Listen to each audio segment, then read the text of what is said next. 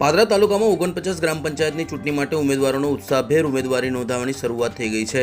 આગામી 22 જૂનના રોજ રાજ્યભરમાં ગ્રામ પંચાયતની ચૂંટણી યોજાનાર છે, ત્યારે પાદરા તાલુકામાં પણ ચૂંટણીને લઈને અનેરો ઉત્સાહ જોવા મળ્યો છે।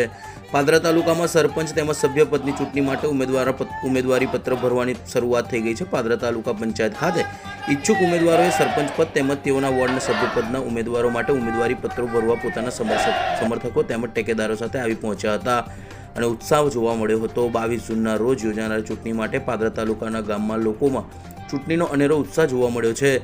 દૂધવાડા, કોરિયાદ, ઉમરાયા સહિતના ગામોમાં ઉમેદવારોએ સરપંચ તેમજ સભ્યો માટે આજે પોતાની ઉમેદવારી નોંધાવી હતી, જે મામલતદાર કચેરી ખાતે પણ 11 ગામો માટે ઉમેદવારી પત્રો ભરવાનું સ્થળ હોવાથી મામલતદાર કચેરી ખાતે પણ ચૂંટણી લડવા ઈચ્છુક ઉમેદવારોનો ઘસારો જોવા મળ્યો હતો, જેમાં મોટાભાગના સરપંચ પદ માટે ઉમેદવારોએ પોતાના સમર્થકો અને ટેકેદારો સાથે ઉમેદવારી નોંધાવી હતી।